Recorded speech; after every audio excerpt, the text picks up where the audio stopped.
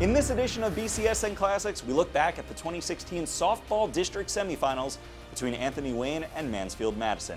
Hi, and thanks for joining us. I'm Alex Wilcox. The Generals are traditionally one of the better teams in the NLL, and they proved that again this year, tying for second in the league. Youth was the story that season, with 5 freshmen playing prominent roles in the lineup. But the leader of the team was senior pitcher Caitlin Ray, and she was determined to keep her senior season alive at least one more game. Greg Franke and Tom Duncan have the call from Bowling Green.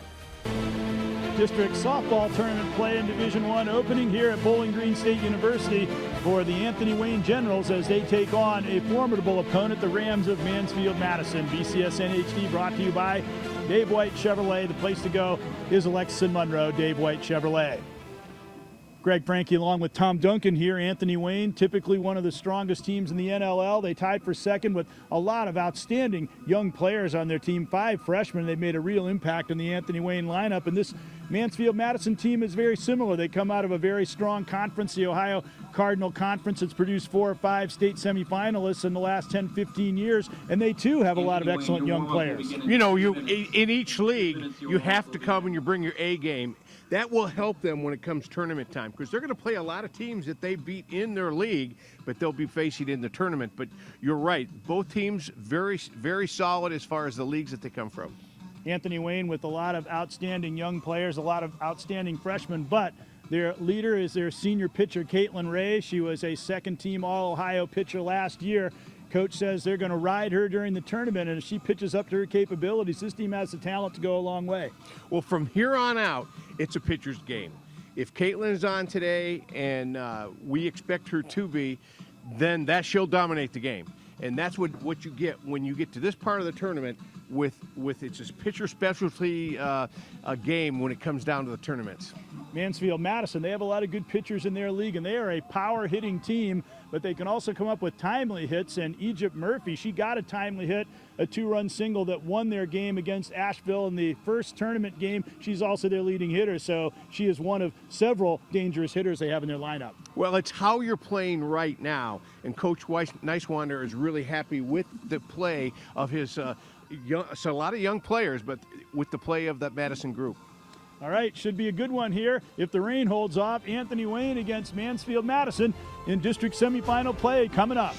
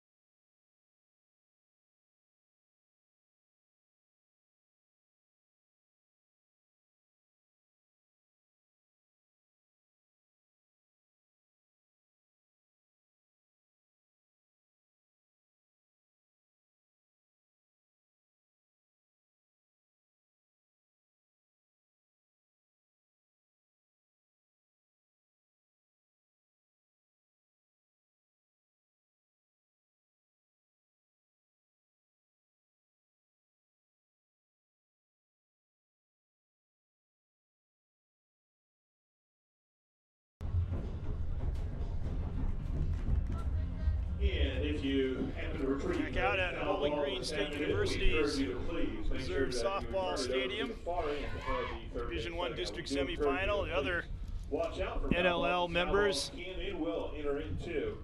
going at it at Rawl Park to determine who will advance in district play. Anthony Wayne, the home team in this matchup, and Caitlin Ray. There you see her numbers, very stellar. With an 8-4 record, 1.4 ERA. Let's take a look now at the batting order that she'll be facing. As we said, it's a power-hitting batting order. Morgan Russell, the center fielder, leading off. Bailey Kaiser at short. Alexis Kreider at first. Egypt Murphy, the catcher. Mackenzie Mullins at third. Alexis Sneed at second. Taylor Moore, the designated player. Corey Braden in right. Jackie Ludi in left. Brought to you by Dan Rogers Sports Zone. And the starting battery this afternoon once again for Anthony Wayne. Catching is number 5, Molly Goodwork, and pitching is number 19. So here we go with Morgan Russell leading things off. Here's the center fielder, number 25, Morgan Russell. She's an outstanding center fielder, second-year starter on the squad, and a very, very proficient leadoff hitter. And that one is up high. 1 ball and no strikes. This Mansfield-Madison team, they defeated Ashland 2-1 to get here. And it came down to 2 runs they got in the 6th inning, and then a great relay from the outfield on a double that was hit over everybody's head, and they made the play at the plate, got the runner that could have tied it. And that's what got them here.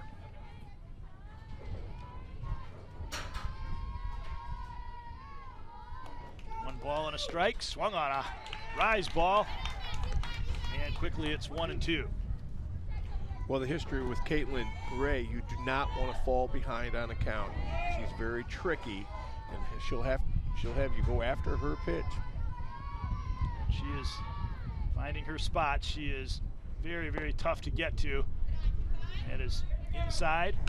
2 balls and 2 strikes. She's also a very resilient pitcher, as we saw.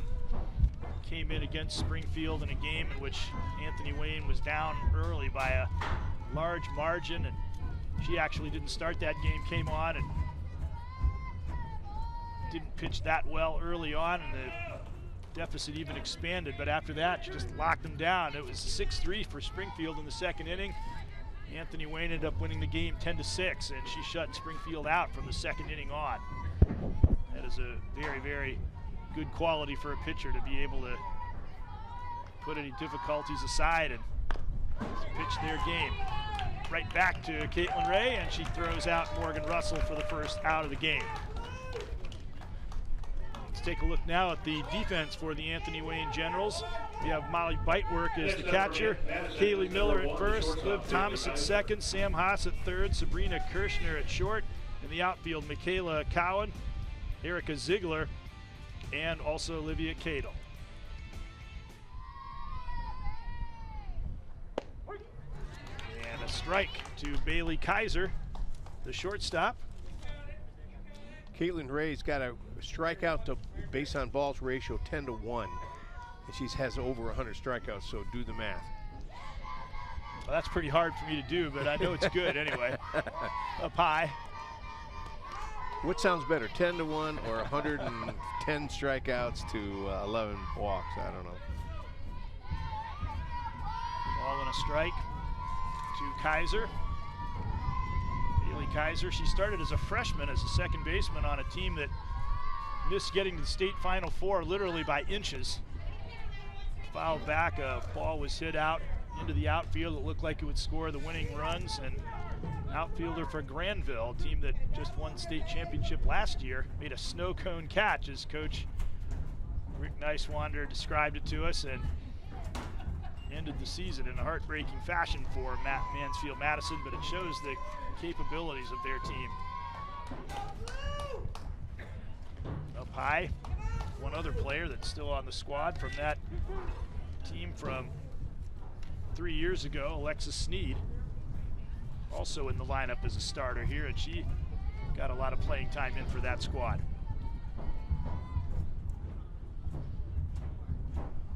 The 2-2 up high, and the count runs out full.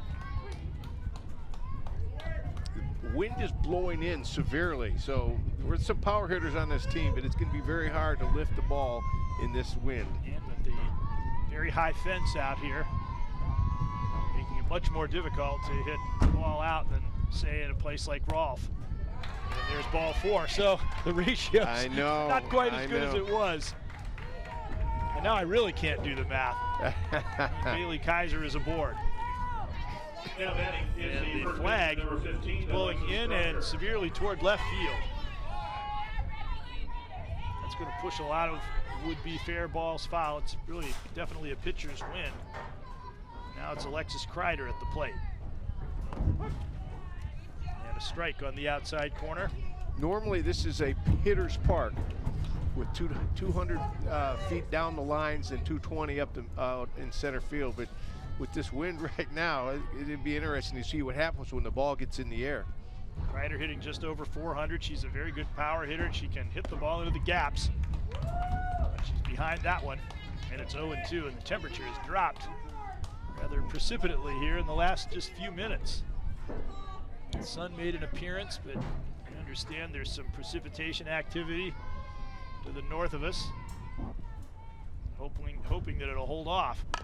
Ground ball to third, and a fine stop there, and they get the lead runner. They won't get the double play, but Sam Haas, a tremendous play over there at third base, a one-handed stab of that ball. She's a player that Anthony Wayne missed badly when she had an ACL injury last year. Great hitter, but shows that she can play the hot corner very well too.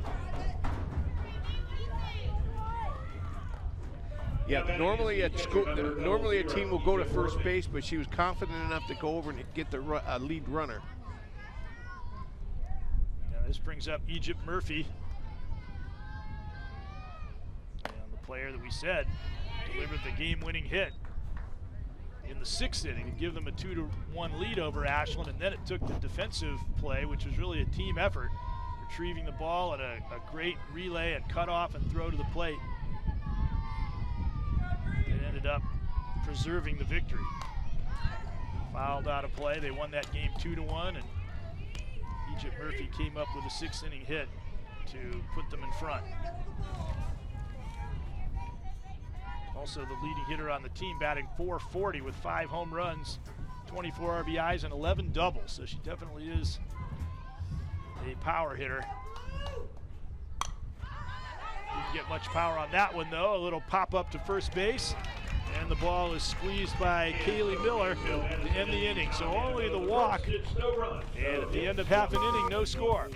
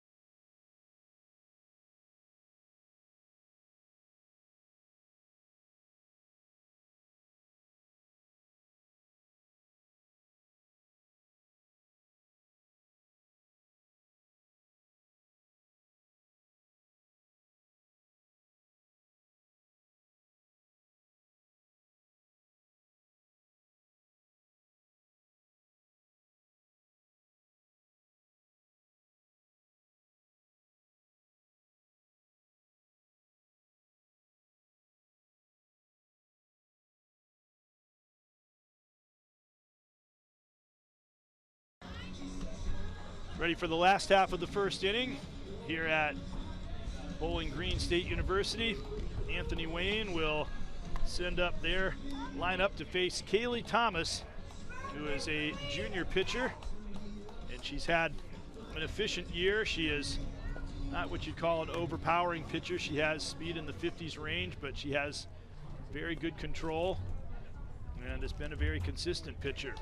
Take a look at the Anthony Wayne batting order. We've got Sabrina Kirshner leading off. This is also brought to you by Dan Rogers Sports Zone. Michaela Cowan in left, Sam Haas at third, Liv Thomas at second, Kaylee Miller at first, Jessie Monroe DP, Molly Bitework the catcher, and Erica Ziegler in center field. What's amazing, you've got 3 freshmen, 2 sophomores in the starting lineup. So half of your starting lineup are underclassmen. Really drawn that infield forward. Sabrina Kirshner is batting .534. She's an excellent slap hitter. And just a sophomore, she's already committed to play at Kent State. So that certainly says it all about her capabilities. And a ball and a strike.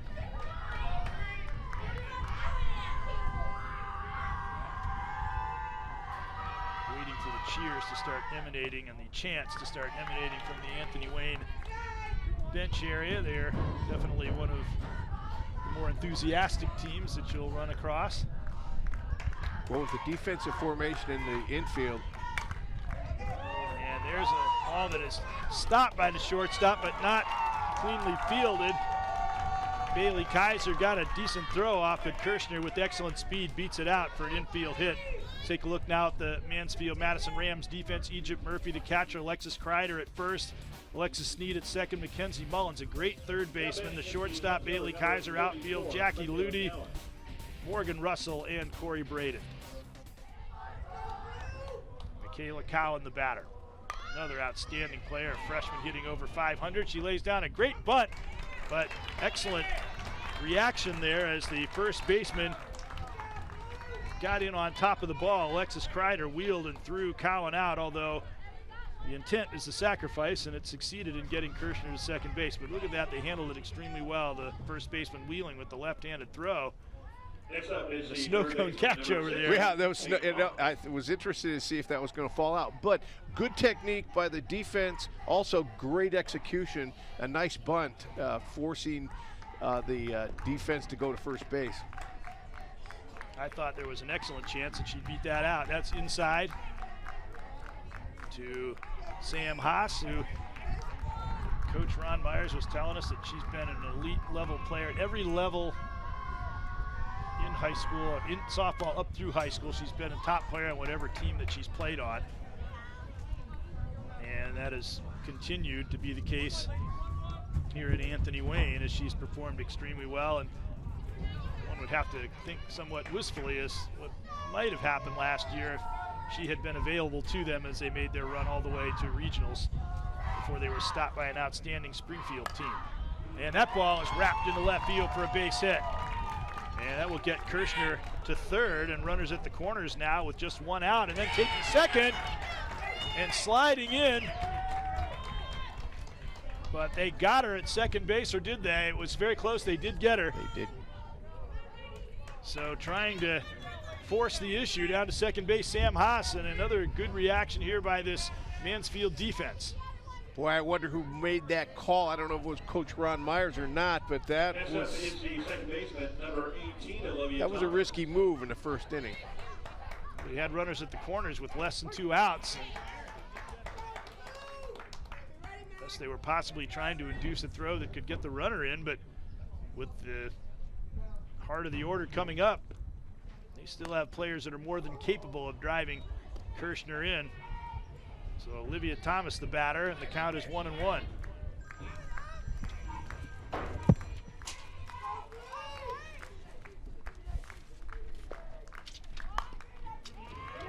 she hits the ball off the first baseman. I thought maybe they were going to come over and still make the play as Alexis Sneed almost got there from second, but Kirshner gets in and an RBI single for Olivia Thomas. That was an odd kind of a play. I thought they might even get away with it, although it was still going to score the run had they not made the play. Yeah, it wasn't pretty. That ball hopped high, and as soon as that ball went high like that, you knew the runner at first was safe, and you knew the runner at third was scoring.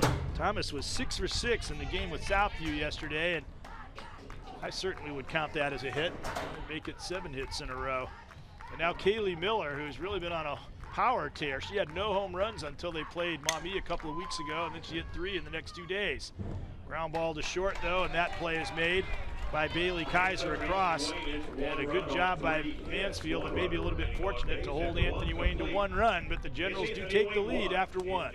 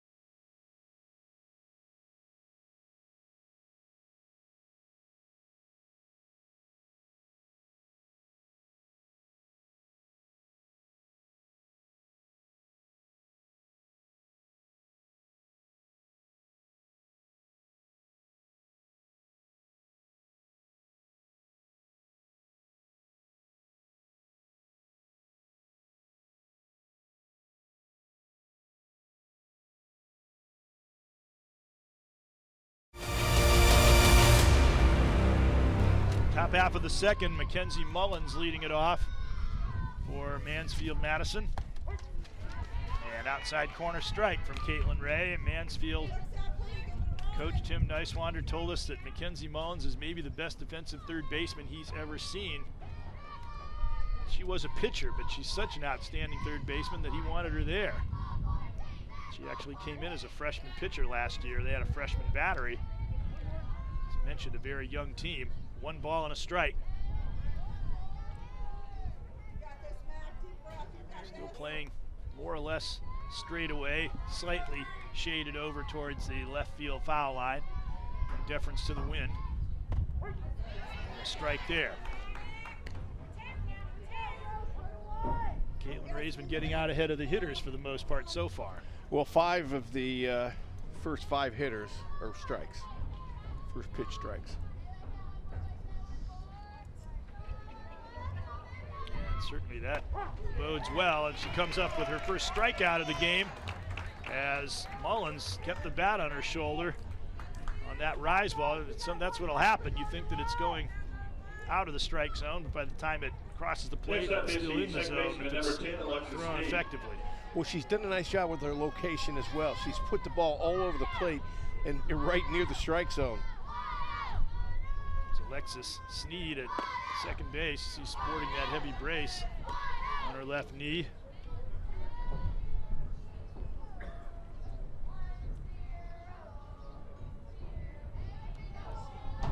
This is a Mansfield Madison team. They started out kind of slowly in the Ohio Cardinal Conference with some injury issues and some other things that they didn't gel, but they finished with a 10-4 record and a 17-11 overall mark against the strongest schedule they probably ever played, so they're definitely a formidable team.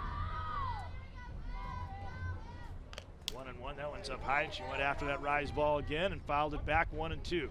It's a tough ball to stay from the batters. It seems like anything high in the zone, and that's why the rise ball is so successful. Especially after a batter was just called out on strikes. On a high, yeah. On a similar type pitch. Yes. The 1-2. Strike 3, so again, a called third strike. This time a lower pitch on the outside corner. And Caitlin Ray seems to be getting in a groove right now. Outstanding pitch. Got froze the batter, but she's been inside, she's been outside, she's been high in the strike zone, all over the place right now. Very difficult to pick up. Now the batter is Taylor Moore, and fires in another first pitch strike. Taylor Moore has got some power. She's 3 home runs on the year and 11 doubles. They are a power hitting team throughout the lineup for the most part, but right now, Caitlin Ray is just blowing them away. Well, I've seen her pitch now for 4 years because we had her on BCSN her freshman year. You don't want to fall behind on Caitlin Ray. Coach said it took about 2 weeks for her to establish herself as the main pitcher, even as a freshman. And obviously she's been a mainstay, and they've also developed a couple of other excellent pitchers actually, and Jenna Hardy and Olivia Thomas. So they're very deep as far as pitching goes, but they're going to ride Caitlin Ray in this tournament as much as possible. 2 balls and 2 strikes. Now she just missed below the knees, which would have been the 3rd consecutive called strike had she gotten the call there. Called strike 3, I should say.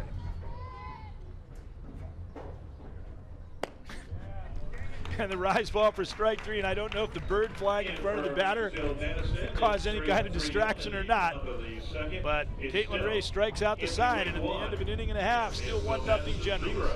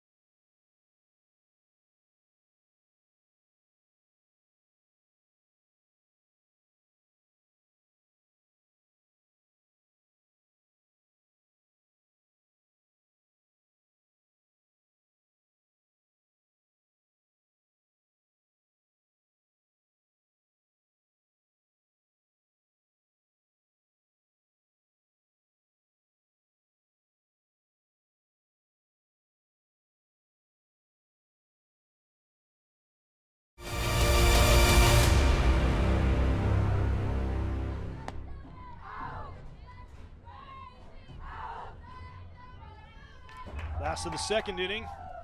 Anthony Wayne bringing up the 7, 8, and 9 hitters in their lineup. Josie Monroe leading off, and she lofts a high fly ball to right field, and that dropped in fair territory just in front of the on-rushing Corey Braden. And a base hit. Anthony Wayne, they're getting a few bounces here in this game so far. Well, the ball went up in the air and it just hung up there. And the right fielder did all she could. Look at that. Look how long of a hang time that is. Just bounced right on the line. The umpire right there. And that wind blowing in the opposite direction might have even kept it from blowing foul. Now catcher Molly Bitework is up, and that is high and away. That's a good point, Greg, because you look at the flag right now, and it's really blowing from right field to left.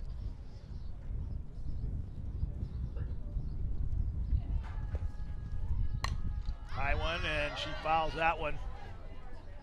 And let's see if someone can make the grab. Not quite. That's like the one that yours truly just flubbed in a recent Anthony Wayne broadcast. Get two hands on the ball and couldn't bring it in. It's just a little too much spin on it. Well, that's the problem with the softball. You get a lot of top spin. Now with a glove, that might have been a different story. One bouncer to short, and they'll take the easiest play, which is going across the diamond. Josie Monroe had already gotten close to second base, so Bitework does her job. And now Erica Ziegler comes up. Anthony Wayne trying to add to this lead. Now batting against the catcher, They scored in that first inning, but if not for that out that was recorded at second base, they might have even gotten more in that first inning. So they'd like to pad this lead now if they can. Well, one out, runner in scoring position. You want to try to do what you can to get her in. Molly Bitework, only a freshman and a catcher. Catcher position is becoming more and more a difficult position, so that's quite an honor to have a freshman as your catcher.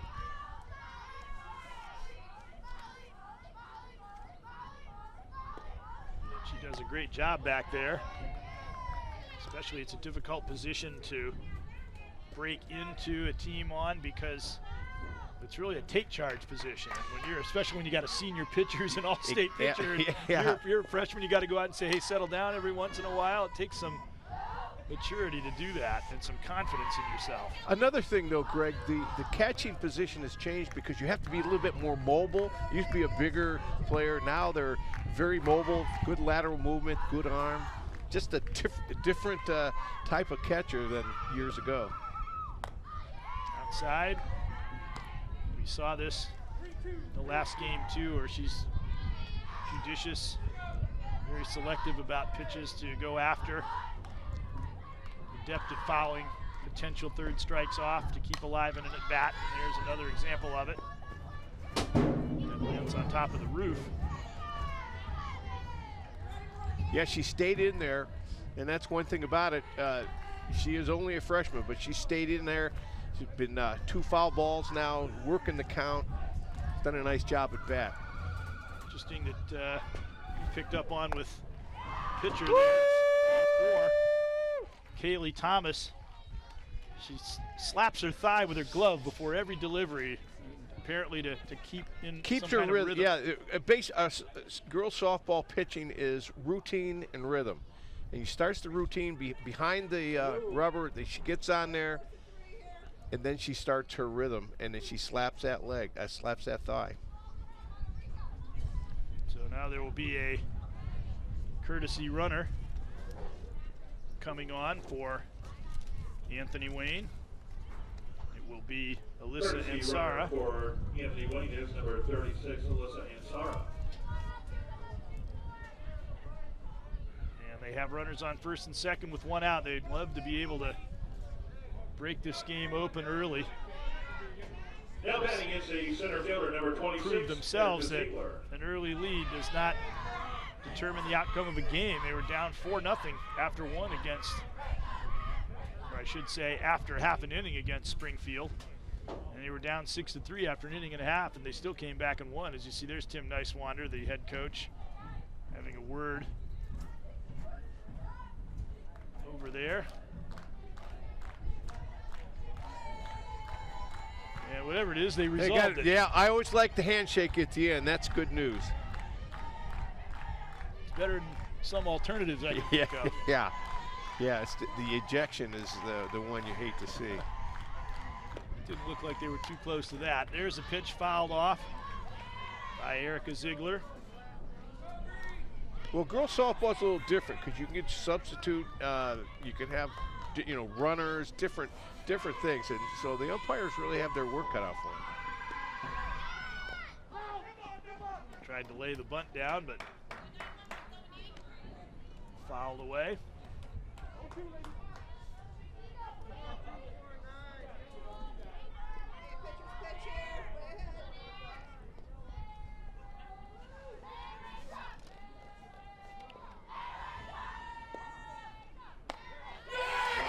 Strike three.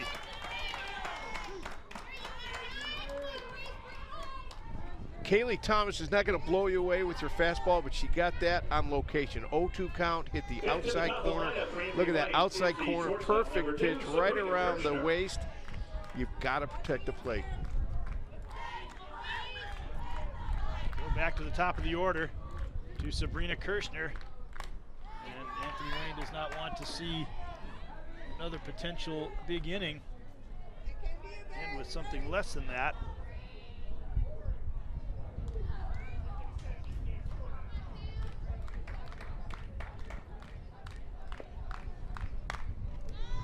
And a high fly ball to left. That could drop, and it does again. And not only that, it skips away. That's going to allow not only one but 2 runs to score. So when it was first hit, and I think again that wind aided the batter there as it caused the ball to drift away from the left fielder and land fair. You see there was a lot of spin on the ball, and it just continued to jackrabbit away, and that allowed the 2 runs to come in. Yeah, and it just took a bounce directly to the left as it hit on the ground, but that's a big break for Anthony Wayne because if it doesn't bounce that way, that second run does not score. First hit it, I thought there was a decent chance that they were going to make the play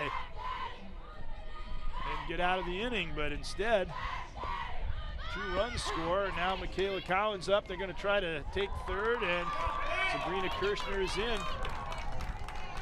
Nobody was on the bag there, so she had a good chance of getting in even if the ball had beaten her to the bag. I like the aggressiveness of base running. That was a good rule. You're up 3-0. You can take a few chances. There's 2 outs. Now a base hit gets another run in. Or anything. Pitch that gets past the catcher, error, anything that could happen. Especially with 2 out, they're going to be going on contact, and that one is fouled away. Well, I think anything in the air today, Greg, is an adventure for anybody trying to catch it because the ball is blown in. We saw 2 incidents early in this game that resulted in base hits. Anthony Wayne's been fortunate this inning. They had Monroe's ball just land fair. I think the wind helped that. And Kirschner's ball landed fair, and I think the wind aided that in getting away from the fielder potentially to maybe catch the ball in the air and also to at least keep it from getting past her. Well, it's so hard to track if you're an outfielder when the ball, because if the ball's blowing the wind's blowing the other way, the ball has a different flight to it, so it's very difficult to track. Fouled off. Michaela Cowan played on a U12 team that was ranked 7th in the country. At one time, they were 46-2 on the season that year. Again, only a freshman. There's 3 freshmen, 2 sophomores. That's at this level, at this kind of a team, that's outstanding. That ball is hit into right center field for a base hit. That will bring Kirschner home to make it 4-0. And Anthony Wayne has opened up a very good lead here now.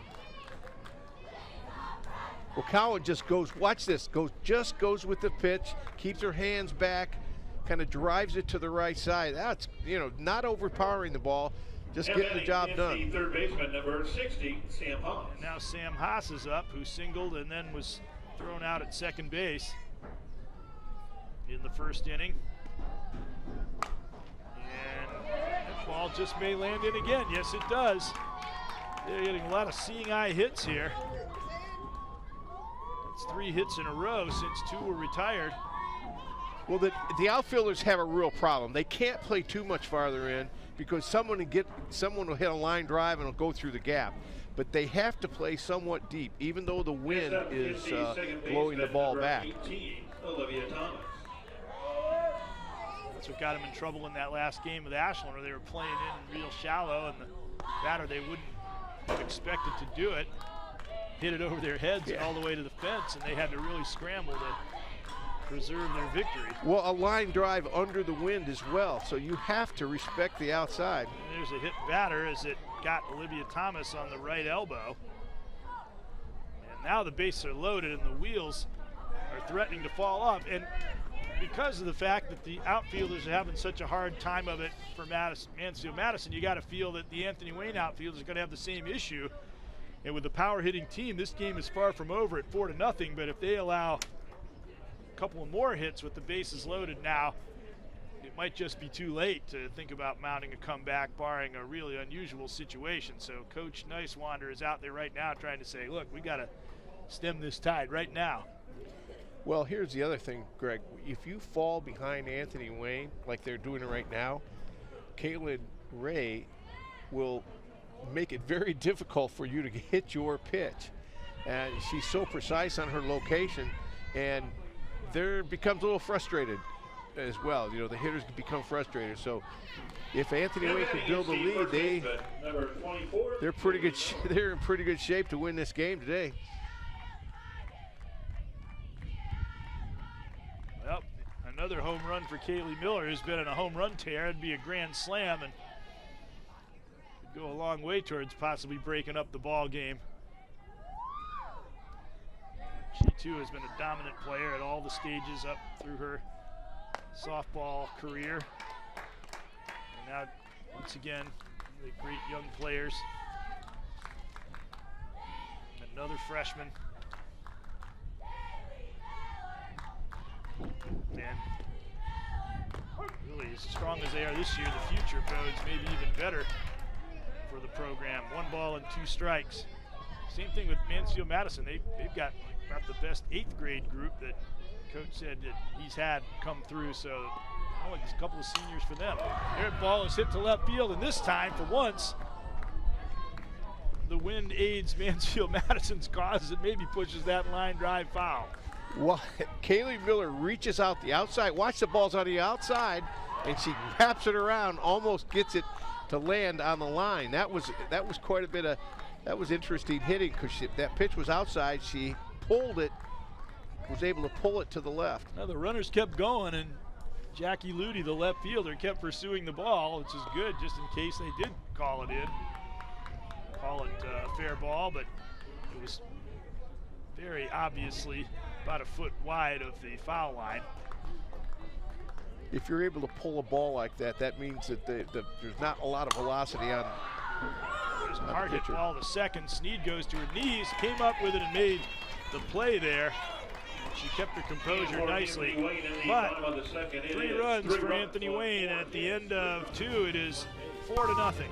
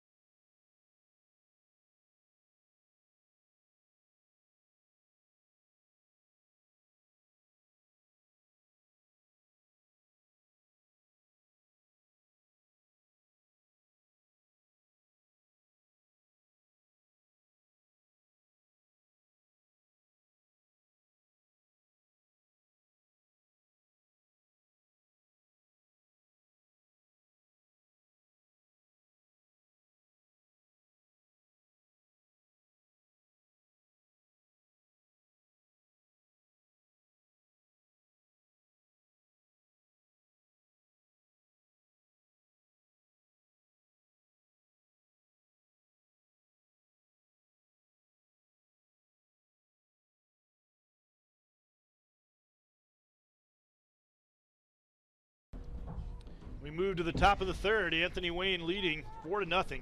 If Mansfield Madison is able to get back in this game, And we'll have to remember that play at second where Alexis Sneed knocked the ball down and was able to recover and get them out of that inning without further damage. But 4-run deficit against Caitlin Ray is definitely a daunting task as Corey Braden steps up. She's the right fielder who made the throw that began the chain reaction that led to throwing out the run at the plate to preserve Mansfield Madison's victory over Ashland in that sectional final game.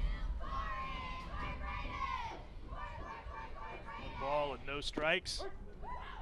And got the call at the knees one of the few times where the first pitch went for a ball instead of a strike.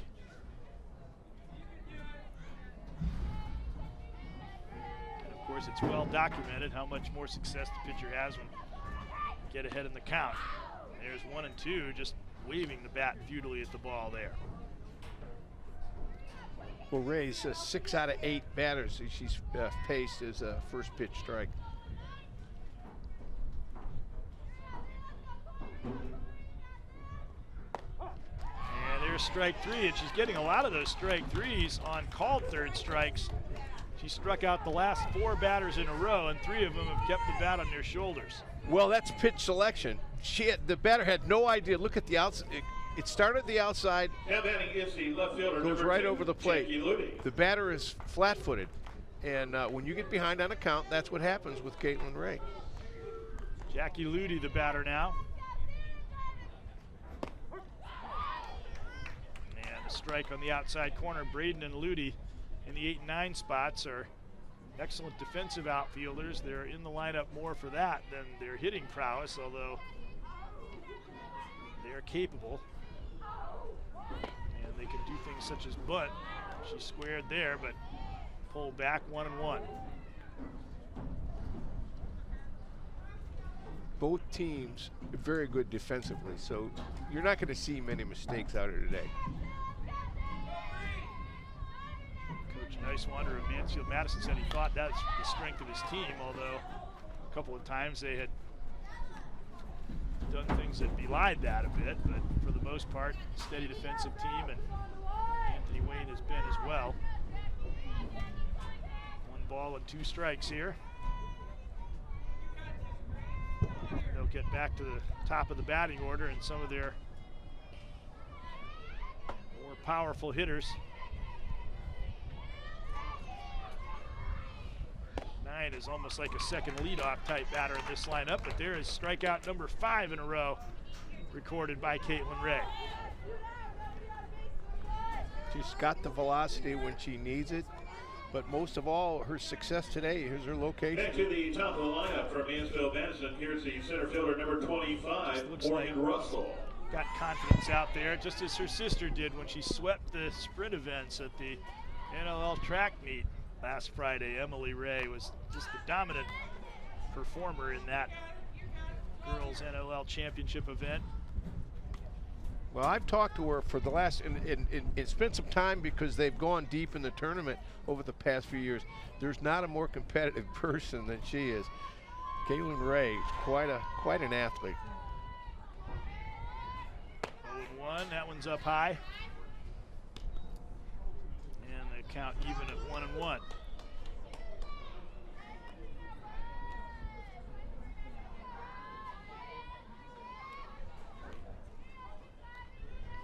Looking for her 6th consecutive strikeout, and only 1 strike away from getting it now.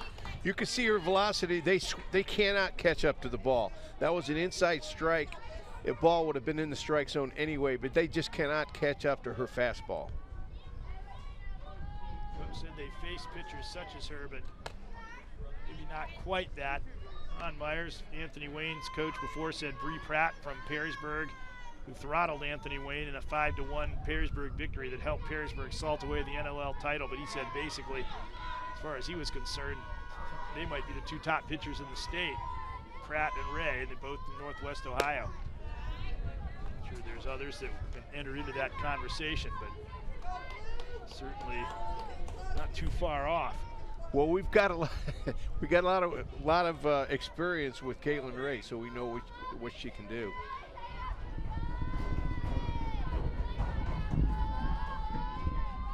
2.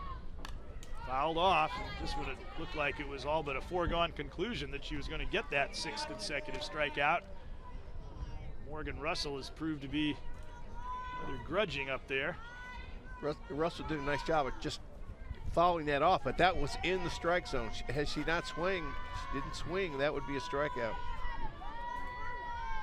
And once again, he's able to keep alive, fouling it down the first base line.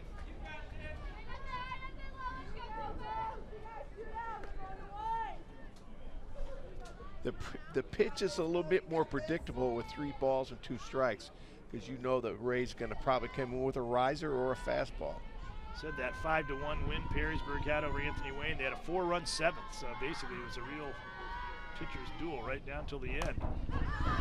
Pop up. Is that going to stay in the yard? No. Although Molly Bitework was over there just in case.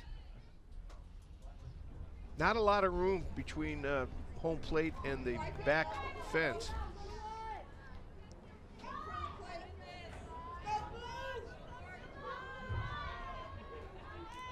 And the full count pitch once again. Last 3 have been fouled off. But then again, strike 3 with the bat on the shoulder. That is 4 of the last 6. 6 in a row. And at the end of 2.5, still 4-0 Anthony Wayne.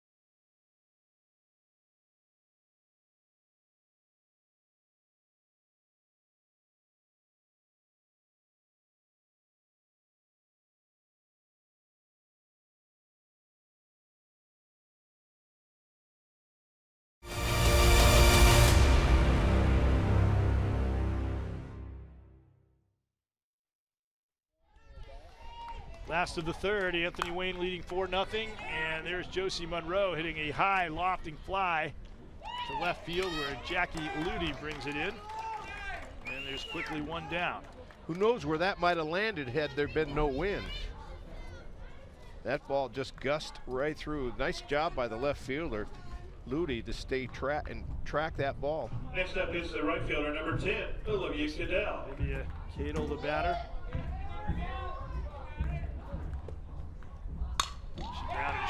Grounds it short again, really hits that ball well, but it's fielded by Bailey Kaiser and thrown across for the out.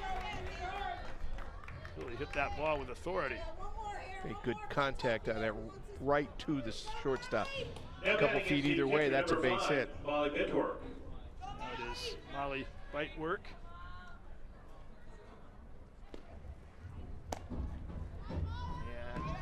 Ball 1, outside corner. Molly drew a walk and scored the 2nd run of the game, her first time up, back in the 2nd inning.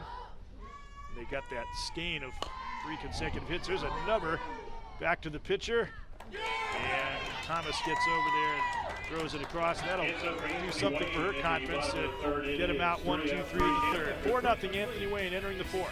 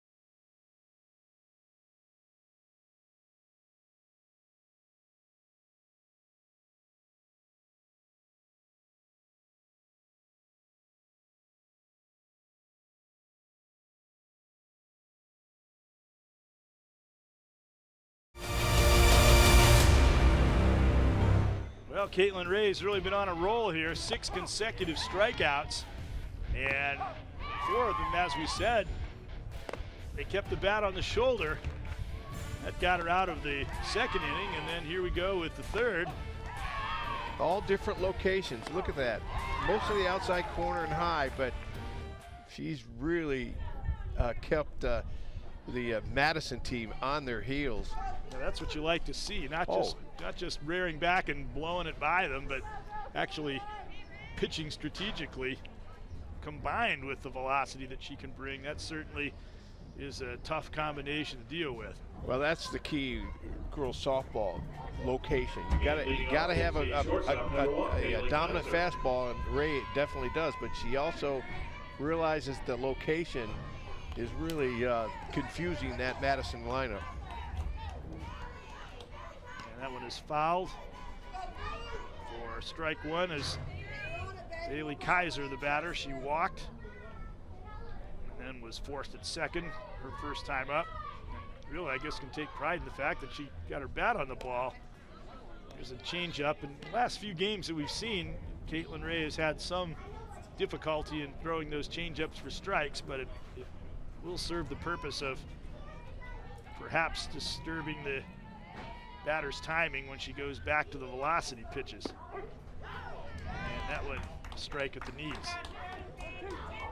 Inside pitch, a lot of girls don't like the inside pitch. They like to extend, and that's a very effective pitch if she can get a low inside strike.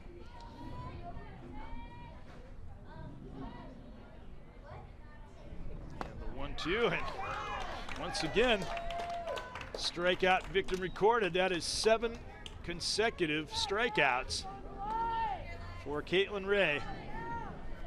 After the first inning went by and no strikeouts. Yeah, she's right. making up for lost time now. And some. That ball started around waist and landed up on her, rising in the strike zone, rising through the strike zone. It's Alexis Kreider outside, and these are the heavy hitters in the Mansfield Madison batting order, the ones who can go deep on you.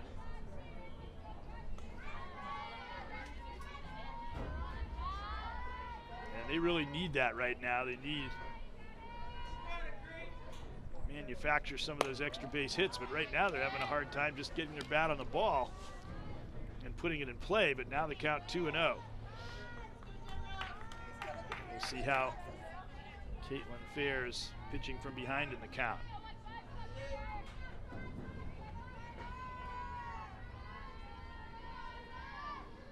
This comes right in. Looked like she was taking all the way.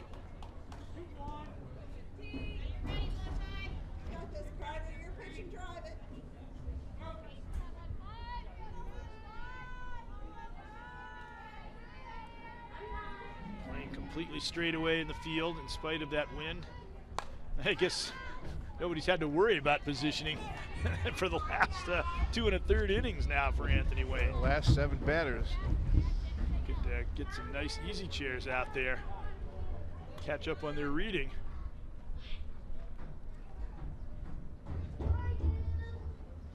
Two and two to Kreider.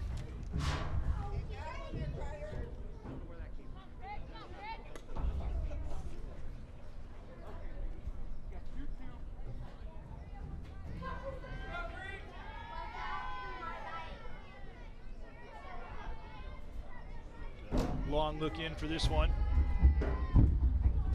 And fouled off, and once again, managed to ward off a 3rd strike, at least for the moment. She's doing a nice job of staying alive with that with a 2-2 count, but she's that one well out of the strike zone. But when you got 2 strikes, you need to protect the plate. So you're going to hit a lot of balls foul just to stay alive.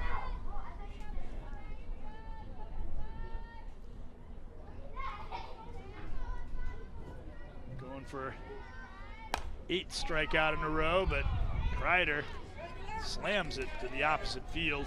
This is to serve notice. It says, hey, you know, we're still up here.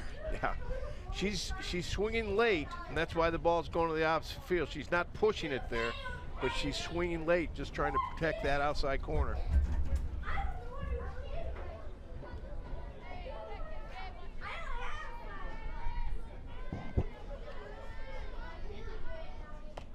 And that one's inside, so we go full. Her control has been good enough so that they haven't been able to just sit back and try to wait her out, but now see what happens here.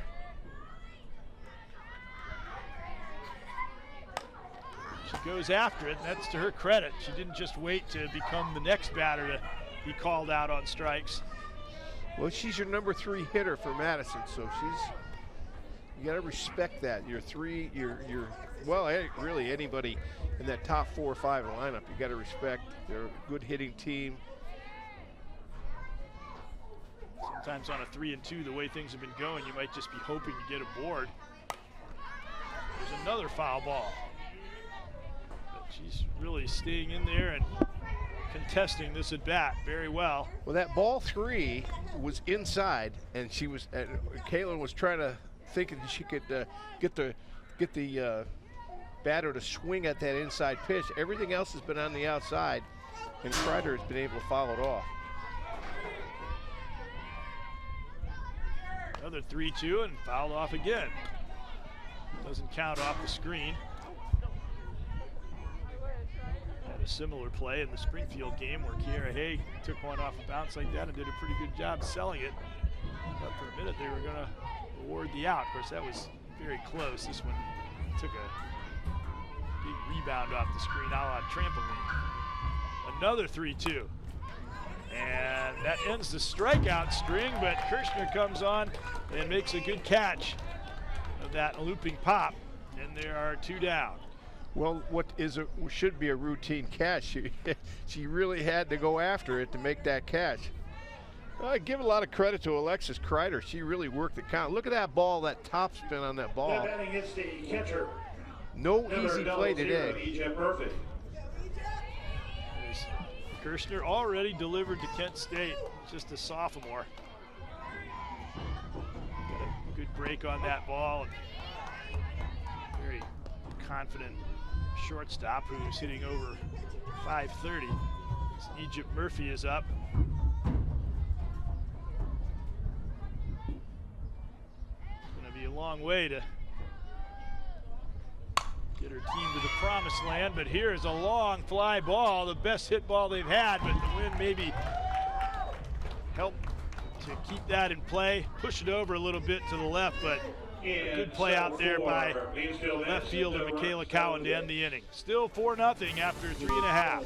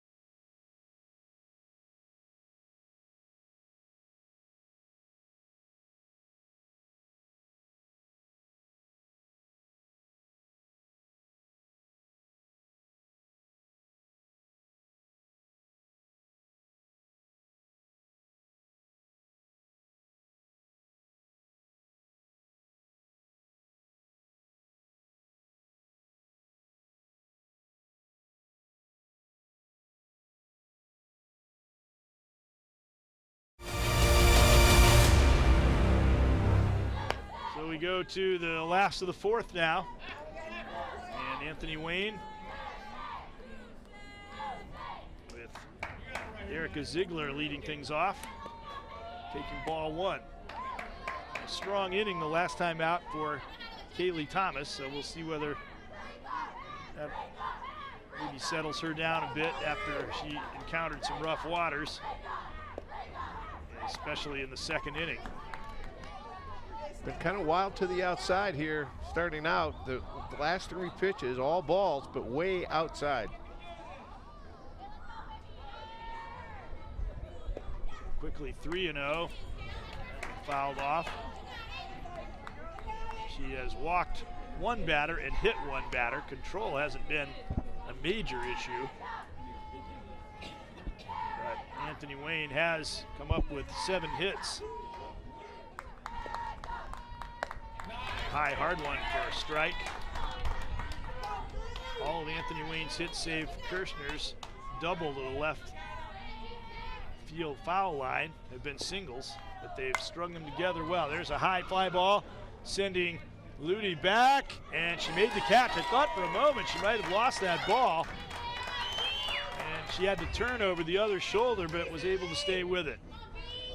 Well, she did a nice job. Yeah, I think she lost it, and then she got herself back in and had to come back for the ball, but good concentration by Jackie Ludi out in left field. Number 2, Sabrina Kirshner. Now it's Kirshner, who's 2 for 2 with that 2-run RBI double. That one hit sharply right back to the circle, but Kaylee Thomas throws on for the out. And with the possibility of rain still looming in the offing, maybe accelerating the game isn't all that disagreeable a proposition for Anthony Wayne. Now batting is the left fielder number 44, Kayla Cowan now steps up. Sacrifice an RBI single. It looks like it's going to be another 1-2-3 inning as the shortstop Bailey Kaiser puts it away, and the inning is over after 4. Still 4-0 Anthony Wayne.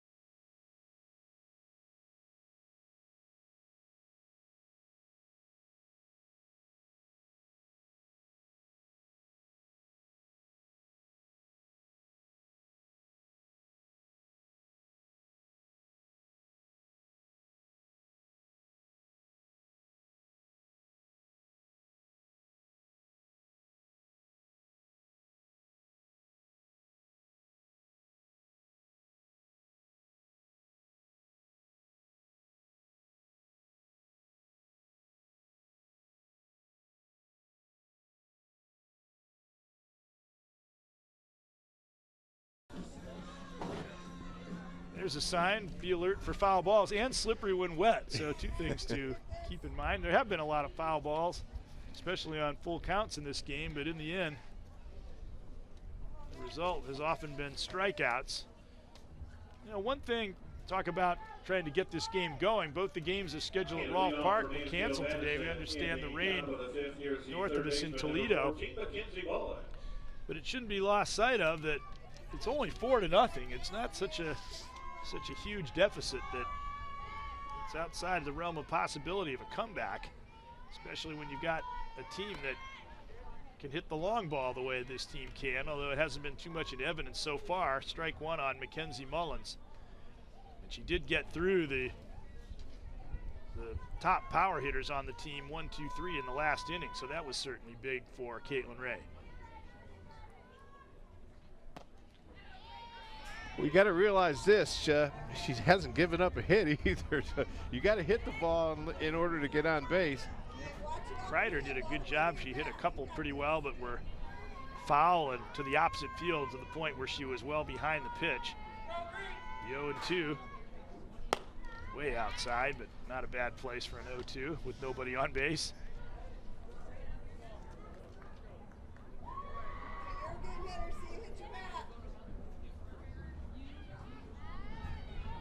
Caitlin Ray had a couple of tight games that she ended up losing this year, but beautiful change of pace there, getting Mackenzie Mullins swinging. She lost a 2-1 game to Maumee. Swung on and missed there, and a couple of unearned runs in that game for Maumee. Now batting is the second baseman, number 10. Then the game with Perrysburg we mentioned was a 4-run 7th decided in a 5-1 game, and then Springfield came back and ended up winning that suspended game in 14 innings, in which he'd thrown 13 innings of kind of like Harvey Haddock's 13 innings of shutout ball and lose.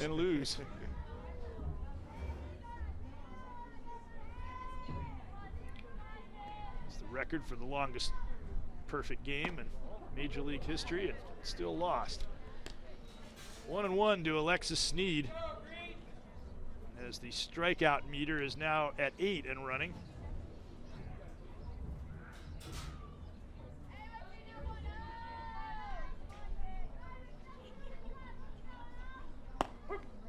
Outside corner strike. With the exception of 2 batters, every other batter that Caitlin Gray has pitched, she has first pitch strikes. That's pretty amazing.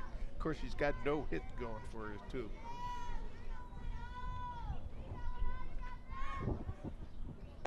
Again, there's that changeup that will just keep the hitters off balance a little bit.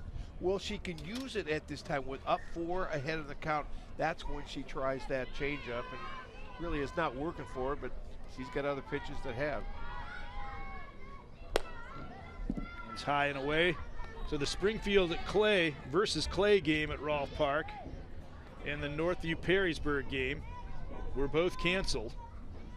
So those will have to be rescheduled. A couple of good matchups there, especially Springfield Clay. And there's a called third strike. And that is the 5th one out of the 9 strikeouts. I assure you, they're going back to the bench and they're saying, what pitch did you see? And everyone is different. That was right around the knees, inside corner. Now batting is the designated player number 16, Taylor Moore. and the answer to that question some of the time might be I didn't see it at all. Well, you know, it's coming from different directions, and that's her success of today. Once again, another first pitch strike. And the count is 0-1 to Taylor Moore.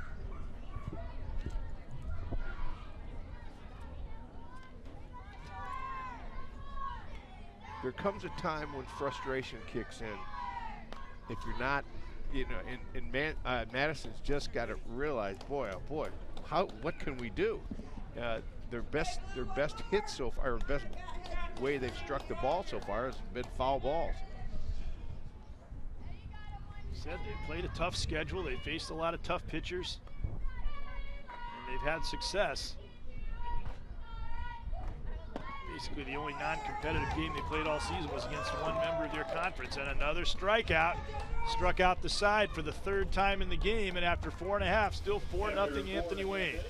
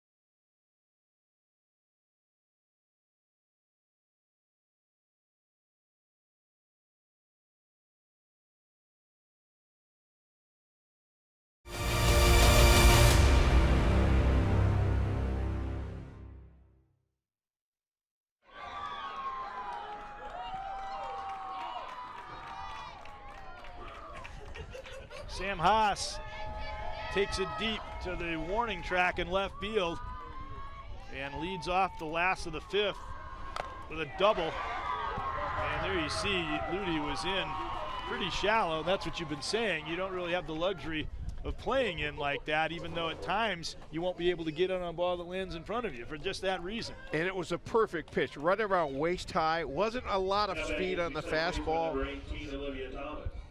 And Haas was just ready to take, and that was first, you know, once again, first pitch swinging. And a little looping pop. That is caught over at first base by Alexis Kreider. Going into this inning, Kaylee Thomas had really been finding her rhythm. She had retired the last 7 batters in a row, now 8 of the last 9, but that double by Haas Now batting is the first baseman, number 24, constitutes a threat Kaylee here in Miller. the last of the 5th as Kaylee Miller is up.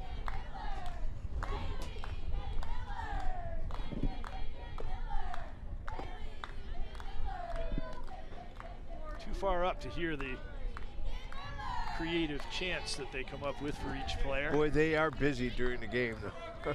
Sometimes I think they spend more effort on those than they do playing the game, but it keeps the spirits up and keeps it fun. I think that's the most important thing, especially in girls softball, keeping that spirit up. And we talked to Coach Ron Meyer, and he says these girls have fun. Said that they have a really, really good team chemistry. Here's a high pop and caught at second base by Alexis Sneed. And despite that resounding leadoff double, Kaylee Thomas is nearing getting out of the inning as she now faces Josie Monroe with 2 down, a runner on second. Player, number 8, Even though the way Caitlin Ray is pitching, you'd think maybe even a 1-run lead would be secure. You'd like to just put it in the rearview mirror if you can for Anthony Wayne. Another run or 2 here might just do that as the lights are on now at Missouri Softball Stadium. Well, when you get this far in the tournament, in this far and beyond, you're never out of the game because you're a good team, and that's why you're there. So you have capabilities of coming back. That ball is slammed into left field. She's going to try to score. Haas rounding third, and the throw is off the line. And so an RBI single for Josie Monroe, and that is an important run to make it 5-0 for Anthony Wayne. Inside corner, nice job of turning on the pitch by Monroe, but really a bad throw. Had the throw been there might have been a play at the plate. Yeah, there might have been. The bad throw, the throw was way off, and there really was no play at all. Now batting is the right fielder, number 10, Olivia Cadell. Was grounded twice to short, but hit the ball very well both times. And that would constitute a quality at bat. And there's another quality at bat as she rips it to center field. Found somewhere where there wasn't a defender position. And Josie Monroe scores. That makes it 6-0 for Anthony Wayne. Well, that ball right down the middle was not a very much velocity on that pitch. And Cato was just waiting for that #1 pitch to come over. Right now, Thomas has been successful because she's getting the ball in the strike zone. They're waiting. They're not. The last 2 or 3 batters, I've swung the bat on the first pitch. Been successful. Might have a pinch hitter coming up here. Gretchen Rudolph is taking some swings, and she came up in that capacity against Springfield and delivered a huge hit that really turned the tide in that game that Anthony Wayne had been trailing against Springfield. Team with 8 returnees from a state semifinalist team. Rudolph came in and got a 2 RBI double that tied the ball game in the 3rd inning of that game. The nice thing about the girls softball, the rules now, Bitework will be able to come in again as catcher. And I think I like those rules, Greg. You get a lot of players.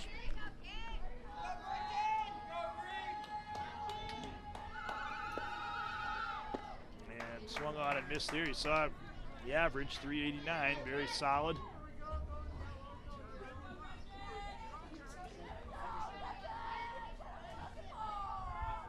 And no balls and 2 strikes. Thomas came close to pitching out of trouble, but now just trying to limit the damage, which has already been pretty extensive given the fact that they were already down 4-0. You see the foul balls hit by Anthony Wayne. They're all the batters are turning. The foul balls against Caitlin, they're barely making, and they're hitting it the opposite way. That was a great breaking pitch. Totally fooled her for strike 3. But 2 more runs do score, and after 5, it's 6-0 Anthony Wayne.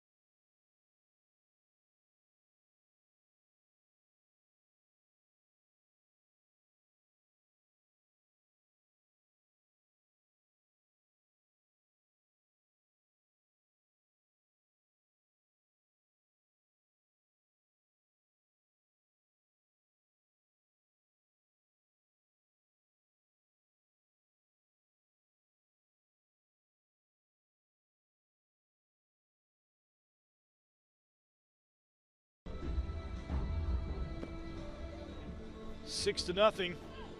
Anthony Wayne leading Mansfield Madison, and you look at that score line, it really tells the story. 6-10-0 to 0-0. And not only that, not only the fact that Caitlin Ray has yet to yield a hit, but she's got already 10 strikeouts to her credit. Well, she has one base on balls, has fallen behind on very few hitters. Can't do much better than that. And leading off is Corey Braden. Tried to square to bunt, but number 3, Corey fouled off, and strike one. And this is where this lower part of the batting order, they've got to get some runners on base any way they can. They have a hard time, though, coping with the heat there. But just so many late swings on the fastball, and just Caitlin Ray's just got it going for her today. She's got the rhythm.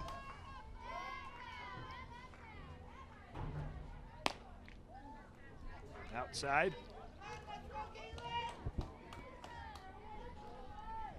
And again, with an 0-2 count, that's very often where you'll put the ball and try to entice the batter to swing, but she really almost doesn't even have to do that. Just come with it. They have not shown the ability to get around on the ball, and that's the 4th consecutive strikeout. She had a 7 consecutive strikeout streak, and now she's got 4 in a row. Just see the late swing. The one thing about the Madison batters, they've got to reduce they've got to make a shorter swing, a shorter, tighter swing. You cannot they're not getting around on Caitlin. Jackie Ludy, the batter now. That's what they have to do, is try a different kind of tactic. She tried to forehand that ball when maybe she should have backhanded it. Fortunately, was able to block it. Well, been She's still smiling about it. One base runner on so far. That was back in the 1st inning on a base on balls.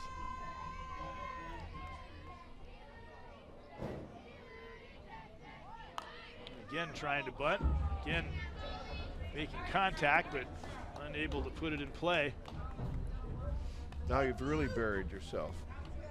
Very seldom has, when you give a 0-2 count to Caitlin Ray, she normally comes out winning that at bat. I might consider still bunting with 2 strikes here. At least you're making contact.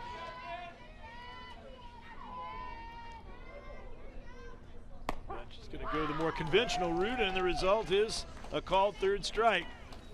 That is 5 in a row, 12 in the game. Well, first, yeah, it's outstanding. Look at that, outside corner in the strike zone. You've got to protect the plate. 25, Morgan Russell. Well, to put it in perspective, the first half inning, everyone made contact at least. That ball is fouled out of play by Morgan Russell. But from the 2nd inning on, here's what the line score has been. K, K, K, K, K, K, K. Pop to short, pop to left, K, K, K, K, K. Right. So it's been pretty one-sided.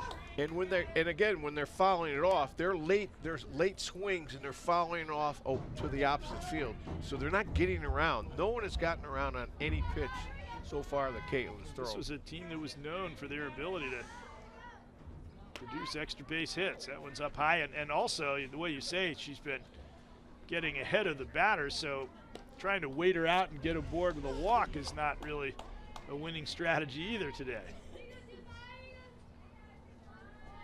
And really, based on her season-long statistic, it has not been a winning strategy against Caitlin Ray. 1-1, fouled off. I think that one inning that had those 2 pop-ups was just to kind of make sure that those fielders were still awake.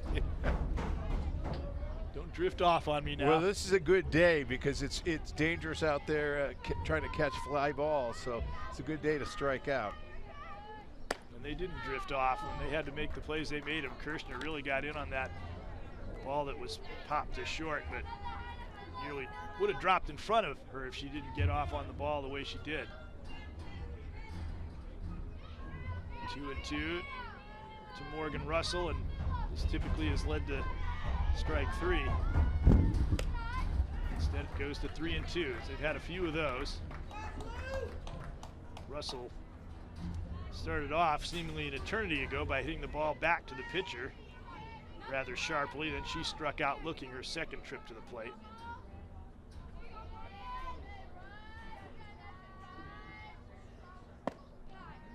And they gave a ball 4. Just missed, low. Didn't miss by much. Not by much, you're right. Might have been a call Now of batting is empathy. the shortstop, number 1. Well, there Bailey hasn't Kaiser. been a pitch, even if it's not in the strike zone, that has not been close. Let's take a look. See, No, I'll go along with that. That looked a little bit low. That was below the knees. On and missed. By Bailey Kaiser, she was really going after it. You know, if it hadn't been for those 2 runs Anthony Wayne got in the last of the 5th, then you'd start to perk up a little bit and you'd say, all right, we got a runner on and get a couple of runs. We're back in the ball game. But it's a long road back now. There's a little looper, and Caitlin handles that on her own. And the inning is over. And she's pleased with herself for making that play. After 5.5, still 6-0. For BCSN.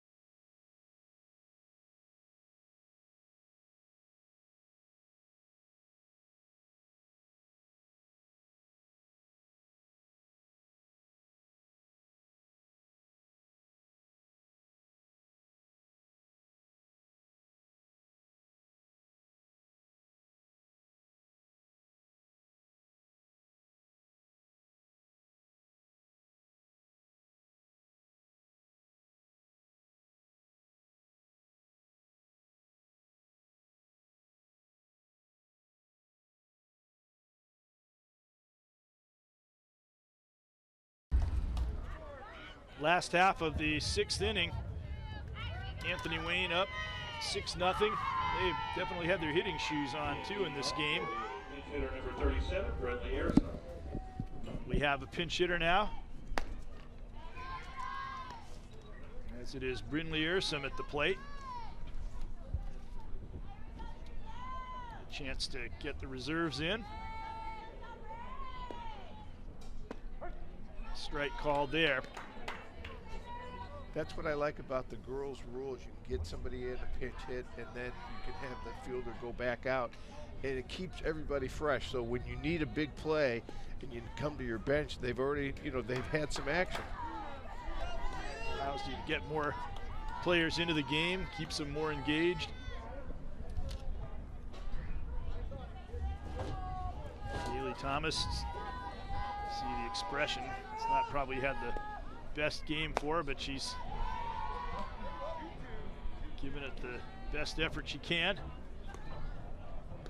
And at times she's looked good, but there've just been those periodic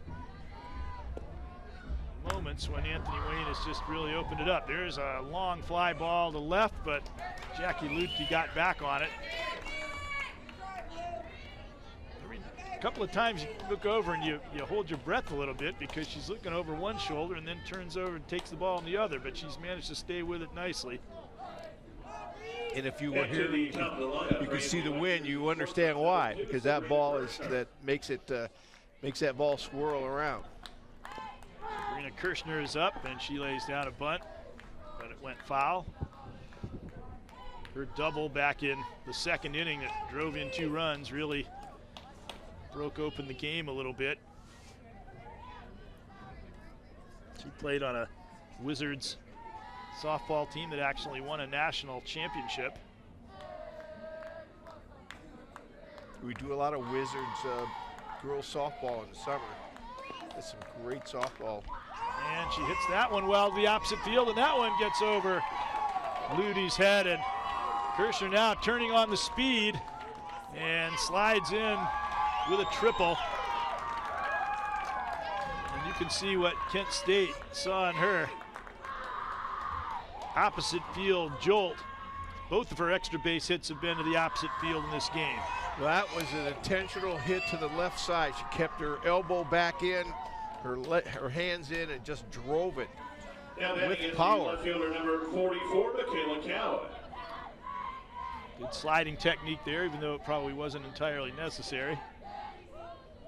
Now Michaela Cowan is up, and that one fouled off. Has had a squeeze on.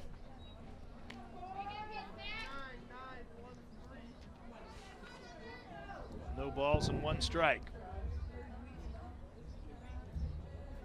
Cowan singled in a run in the second. 1 for 2 with a sacrifice. And that ball should be handled over at third. We haven't had a chance really to see Mackenzie Mullins handle many chances over there at third, which I kind of wanted to after the coach talked about what a great defensive third baseman that she is, although Sam Haas made a great play over there. And very difficult chance. Now batting is the third baseman, number 60, Sam Haas. That was the one on Alexis Kreider back in the first inning. And she ended up going to second and getting the lead runner. Here's Haas up now. That could be trouble, but the second baseman, Alexis Sneed, is able to retreat to make the catch.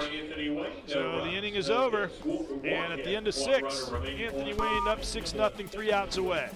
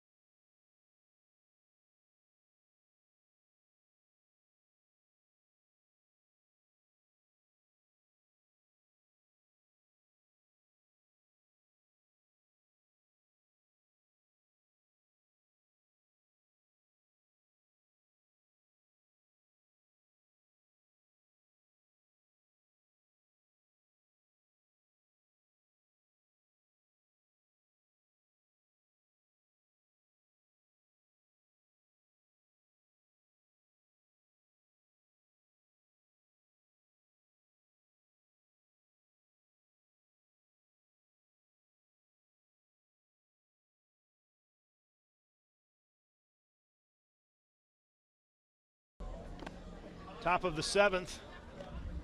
They're still trying to play golf. There's some guys over there trying to play tennis on this day too, even though it's not what you consider the ideal conditions. I don't think you can control the tennis ball today in a wind like this.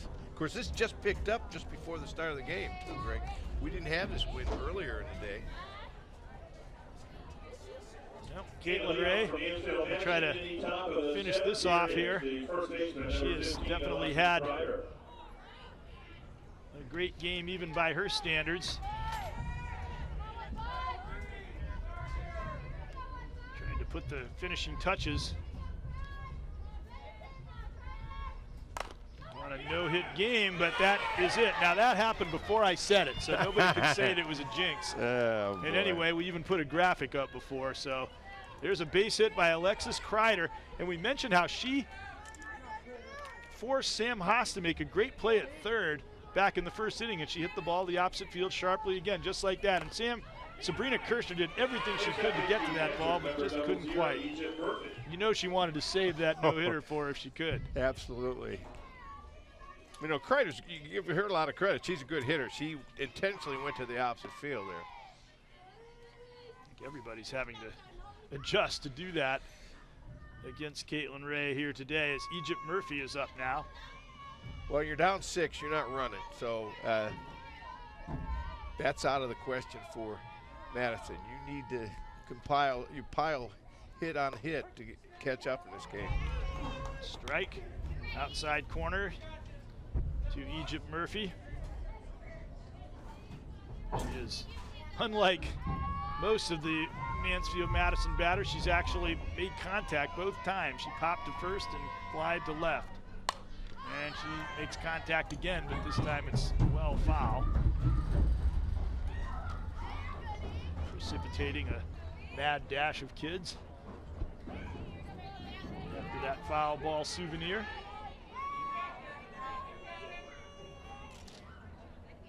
She's the only one who can say, she and Alexis Kreider are the only ones who can say that they have put the ball in play every time. And she does it again, but this is playable in center field. But as we've been saying, it's been difficult for the outfielders, but they end up getting the force play anyway.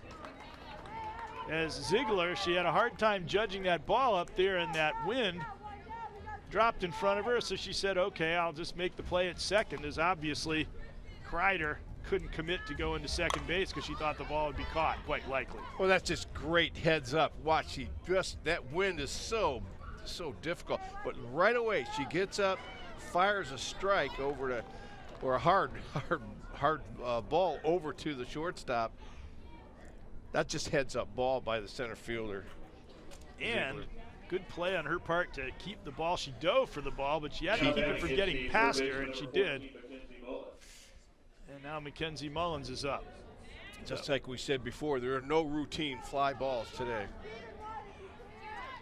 That was almost their second consecutive hit. And now Mullins, the batter. Still just a runner on first base. That was a great drop ball for strike one. With the exception of Kreider and Murphy, really there's not been a batter that's been able to turn on a pitch.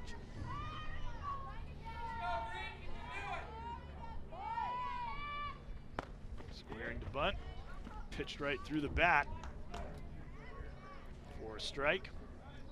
0-2. Don't understand that strategy. Down by 6, you need the base run means nothing. Yeah, you could trade a out for a base. It's not even a run. She base. squared the bunt. She wasn't trying to get out of the box and beat it out for a hit. And there's strike 3. I think it's all academic, really, as they are 1 out away now. Now batting is the second baseman, number 10, Alexis Sneed. And of course, what has she done today? Strikeout. There's a lot of batters, though. Don't feel bad. Most of them have struck out sometime or Indeed. another.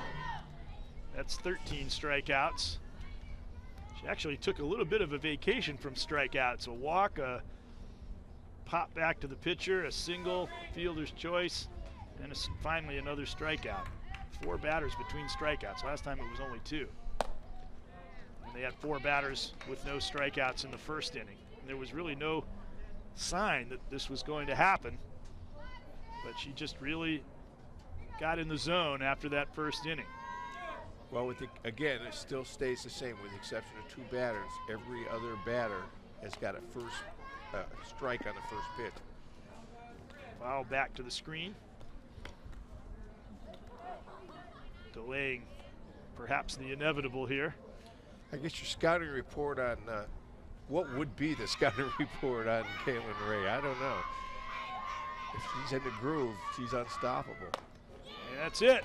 She has stopped Mansfield Madison on a 1-hitter, 14 strikeouts, and Anthony Wayne advances to the district finals with a 6-0 victory over the Mansfield Madison Rams, and a pitching gem by that young lady, Caitlin Ray. And we'll be right back.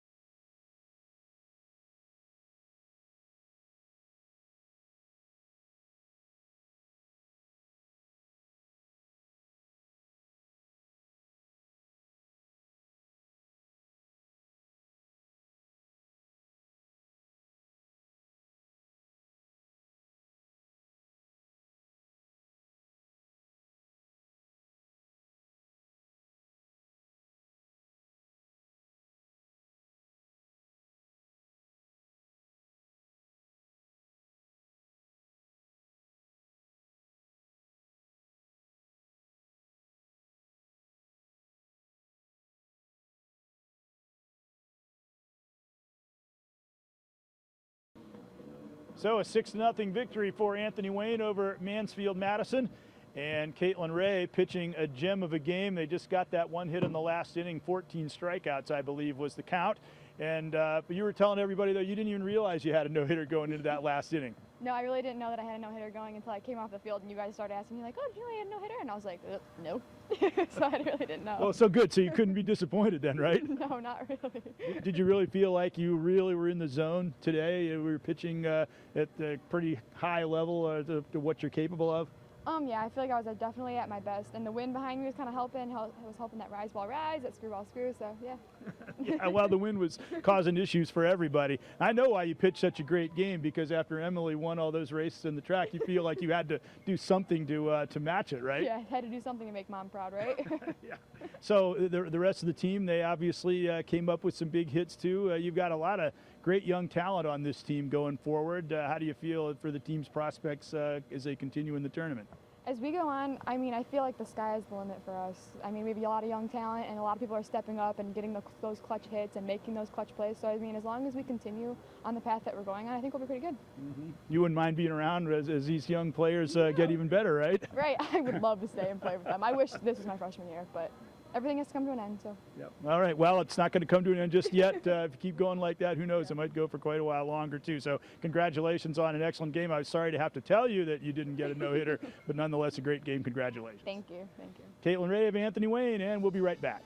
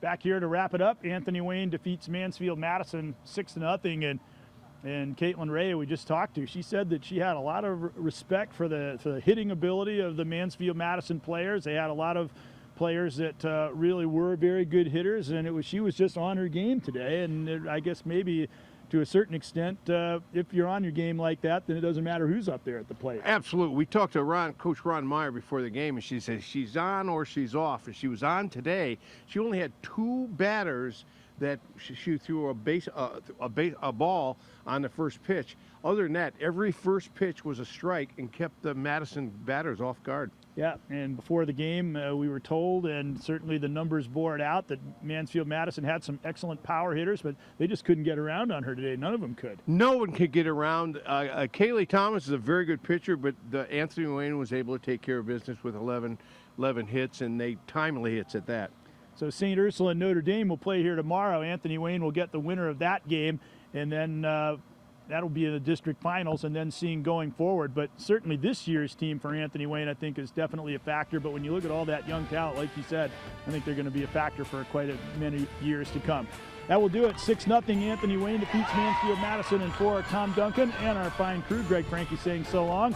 BCSN HD brought to you by Dave White Chevrolet. The place to go is Lexington Monroe, Dave White Chevrolet. And you're watching BCSN. Caitlin Ray was lights out for the Generals, striking out 14 while giving up just 1 hit as Anthony Wayne advanced to the district finals. 3 days later, Ray was back on the bump, leading her team to a 5-4 win over Notre Dame Academy to win the district finals.